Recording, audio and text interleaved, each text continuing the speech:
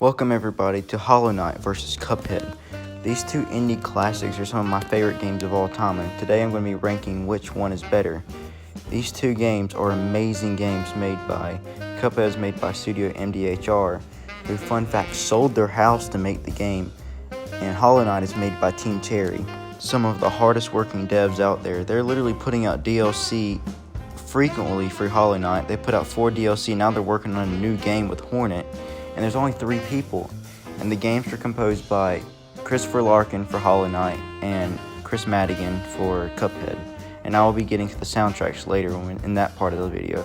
We're going to be comparing these games, soundtracks, bosses, gameplay, in story/ending, and just so you know, there will be spoilers for both games, so if you haven't played them, or if you want to buy them, just watch it for a little bit, just because these two games are amazing. I would recommend them to anyone.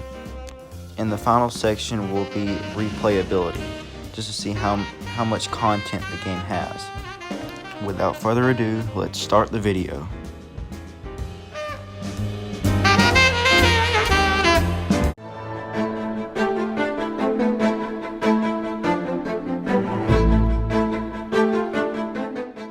Hollow Knight is a Metroidvania mainly focusing on exploration and bosses.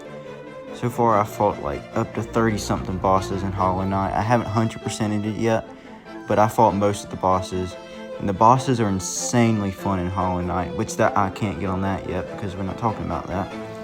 But the gameplay is so tight. The wall jumps, the double jumps, everything is just so good in Hollow Knight.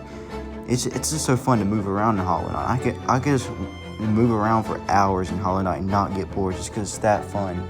And the platforming sections are genius in Hollow Knight. Cuphead is a run and gun boss rush type of a game with some platforming in it. There's like 5 platforming levels where you collect 5 coins. Those are genius, but the bosses is where the game shine. And I'll talk about them whenever we talk about the bosses, but the gameplay in Cuphead is very good. The controls are tight. There's not really any bugs in the game. They fix most glitches. The movement is awesome. It's just there's not very much platform, not like Hollow Knight. Hollow Knight's got platforming out the yin yang. I mean, it's just happening everywhere you go. You're platforming somewhere. And in Cuphead, you're doing minor platforming and mostly fighting bosses. So the gameplay, and there's like 14 different biomes in Hollow Knight that you can explore. It's insane. The gameplay is just unmatched in Hollow Knight. Cuphead is great, but Hollow Knight is better.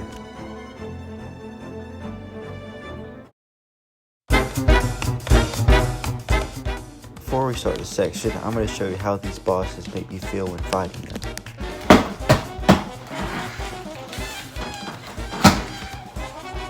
It's the only choice I have left. Die. First of all, let's address the elephant in the room. The bosses for these two games are harder than anything I've done in a video game in my life. But it's super satisfying to beat them. Secondly, let's talk about the Cuphead bosses, and then we'll talk about the Hollow Knight bosses. The Cuphead bosses are all masterclass of level design in boss level. All bosses are enjoyable in this game. I enjoyed every single boss in this game besides the bee. I hated the bee. And they were all fair, but they were all challenging. And another thing, the bosses are so creative in this game. I mean, one minute you're fighting the devil, you're fighting a clown, you're fighting a bumblebee that turns into an airplane, a frog that turns into a slot machine. I mean, I don't know what kind of weed the devs, the Studio MDHR were smoking whenever they were making this game, but I'm pretty sure Snoop Dogg wants some of it. I mean, whenever you're sending your game around bosses, they have to be good, and this game excels at that. I mean, all the bosses are so enjoyable. This game is so good about its boss fights, and they're so fair, but challenging at the same time. My personal favorite boss in this game is King Dice. It's so fun strategizing the dice rolls and which boss you'll land on. It's just so fun. And now for Hollow Knight. Most of the bosses in Hollow Knight are perfection, including the Mantis Lords, Grim, Hornet, Hive Knight, Dung Defender, etc. I mean, the bosses in this game are amazing, but there's some duds like Fluke Marm and Massive Moss Charger. But with all those duds, the great bosses just stand out. Just a combination of the boss music, the patterns. It's just so fun to fight in Hollow Knight, period. but it's also very challenging. The bosses in Hollow Knight have a very weird difficulty curve that I didn't understand when I first started the game. I absolutely sucked at the game when I first started because I was used to Cuphead, because I played Cuphead first, and right now I'm playing Hollow Knight, and I've done most of Hollow Knight. But it just took me a long time to get used to Hollow Knight. But once I did, I was addicted to it, and it's so fun. And the combat is amazing in this game. Another fun thing about the bosses in this game is that you get to strategize your own charm builds. In Hollow Knight, you have charms which enhance your abilities that will make your attacks larger, your spells larger, you heal faster, you have more hearts, etc. I mean, the charms are so useful in this game, and it's so fun to strategize which ones you're going to use, because different bosses have different abilities and such. Overall, Cuphead was a game built around bosses. Though Hollow Knight has more bosses, I think Cuphead's quality is over quantity. You know, Hollow Knight's bosses are outstanding, but there are some duds in those 40 or so bosses you face out of Cuphead's 20 bosses, and they're all amazing. But still, just my hats are off both games for having amazing bosses, and both the games have some of my favorite bosses of any game of all time. The winner is Cuphead, very, very narrowly. Now we're going to talk about the soundtracks and the visuals. First, we'll start with the soundtracks of the games. Soundtracks of Cuphead and Hollow Knight are both bangers. I love both these soundtracks so much. Let's start with Cuphead. Cuphead has a 1930s jazz vibe to it. You like jazz? It represents the 1930s so well with the art style it goes with. The art style is in like 1930s animation drawing, so the jazz soundtrack complements it very, very well. The boss themes have the big band jazz, and the run and gun has a ragtime piano playing the whole time. I love the run and gun levels themes, but the big band jazz, you just can't beat it. Some of my favorite video game songs ever in the Cuphead soundtrack, and it's amazing throughout. Like, there's not a song in the soundtrack I dislike. I like the whole thing. Some of my favorites are Carnival Kerfuffle, Clip Joint Calamity, Shootin' Loop, Inkwell Isle 3, Botanic Panic, Floral Fury, and finally Dramatic Fanatic. And that's just some of my favorites. I like the whole soundtrack. The soundtrack is so consistent, and I don't even know how Hollow Knight could beat it. In the boss themes, you have individual solos that play after about a minute or 30 or so. So every song has like all the instruments playing together for like a minute and 30 seconds. And then you have a solo of either saxophone, clarinet, trombone, trumpet, and piano. Any of these can play anytime, and they're such a joy to listen to. I have a hard time playing the game when the saxophone solos come on. It's just so nice to listen to.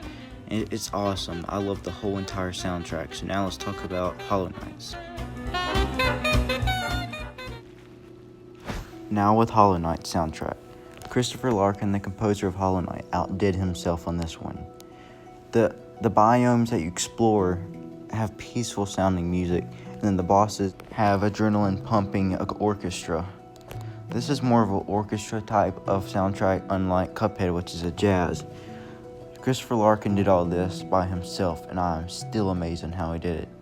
I know he did it with a computer system, but seriously, it's so good. My favorite songs are The Grim Troop, Hornet, Green Path, and Dung Defender, Hive Night. I have a bunch of favorite songs. White Palace is really good. Sealed Vessel is really good. Peaceful, atmospheric music usually isn't my cup of tea, but this game makes it work. Like when exploring, you don't want, yes, you want adrenaline pumping music, but it's just so relaxing to explore the land of hollowness with the song in the background right now, Green Path. You're exploring a luscious forest with this on. It's such a vibe. And City of Tears, which seems to be pretty much everyone's favorite song from the soundtrack, is just because it's so emotional.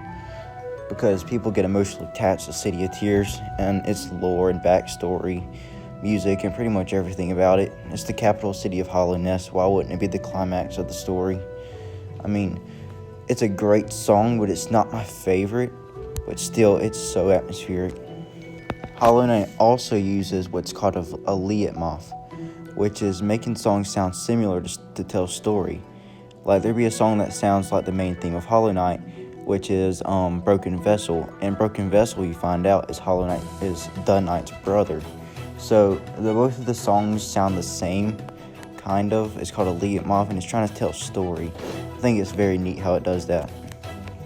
If you want to learn more about this, watch this video. The overall winner of this section is Cuphead. Cuphead has a slightly better soundtrack and slightly better art style with the 1930s art style. But it's a very, very close race. But Cuphead's jazz, I just love it so much.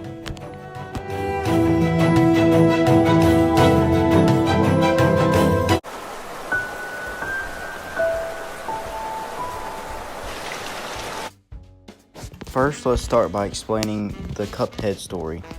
So, two cups wander to a casino, start gambling. They get on a roll, and then all of a sudden the devil says, "You want to challenge me?" Cuphead says yes, and the Mugman says no. And before Mugman could even say no, Cuphead's already rolled the dice, and they just sold their soul to the devil because they lost.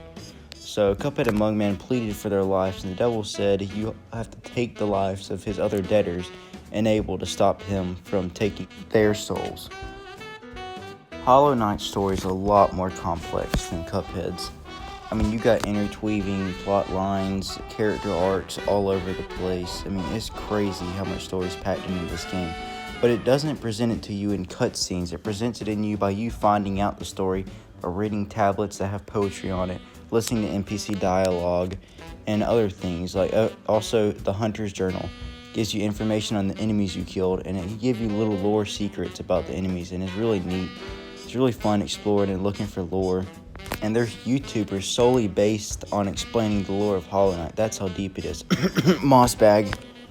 Speaking of Mossbag, if you really want to learn the lore of Hollow Knight, watch a video on the complete lore of Hollow Knight. It's very useful if you want to learn the lore of the game. So I'm going to explain what I know about the Hollow Knight story to y'all in the most terrible way possible, because I am definitely not a lore professional in this game. So there's a faction in Hollow Nest, the Eternal Kingdom, that is ruled by the Pale King, which pretty much no one likes because the Pale King is really idiotic in his decisions with spending all his money on blessed souls. So the Pale King and his wife had many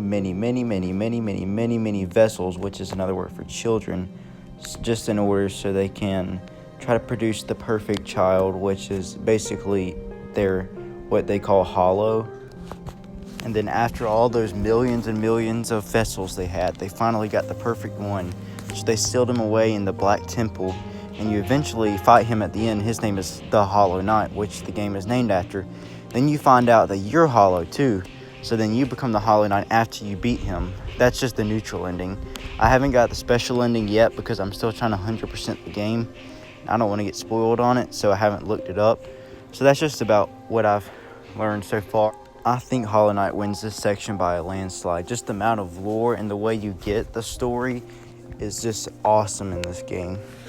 Cuphead does have a great story for the type of game it is, and it's actually really dark. But it just can't match Hollow Knight's awesome story and lore that you get by exploring. So I think Hollow Knight wins this one easily. And remember, through his sacrifice, Hollow Nest remains eternal.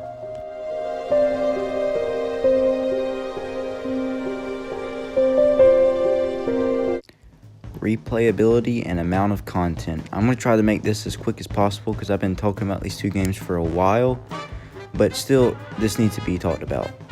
Replayability of Cuphead is when you beat the game, you can choose to P rank all the run and gun levels and S rank all the bosses, and then you get like prizes like a black and white mode and cool stuff like that. So that's pretty good in the game. But Hollow Knight has DLC, 4 packs of DLC, which has close to like 10, it has like 5 original bosses, and then you get to fight all the bosses over again and new bosses in the Pantheon over. So that's like 10 to 15 hours of content and extra bosses. So, and if you haven't 100% of the vanilla game, you got like 30 more hours of playtime in Hollow Knight. Hollow Knight has some of the best in-game I've ever seen in a game before. So I don't even know how Cuphead would even come close to Hollow Knight with its endgame, because in Hollow Knight you have different endings to shoot for to try to get the 100% and fight Radiance, the true final boss. As a YouTuber that I watch named Rusty, and he said he's been playing Hollow Knight for 3 years straight and hasn't got bored of it, and that he said he's got like 1,000 something hours in it, and he's a YouTuber that makes Hollow Knight videos, and that just shows you what kind of game Hollow Knight is. He's played it for 1,000 hours and still hasn't got bored of it. Cuphead is a really fun game that you can play over and over again, but you could get bored of it, and there's not a lot of in-game content. So overall, both games are masterpieces, and I would recommend both of them to anyone. But I think Hollow Knight slightly edges out Cuphead just because of its wide open exploration, platforming, has amazing bosses, amazing music, and pretty much everything, amazing art style, and like I said, a ton of replayability and in-game content. So this Hollow Knight is a great game and one of my favorites of all time, and so is Cuphead. So that's all for today. Clutchathan out. Bye.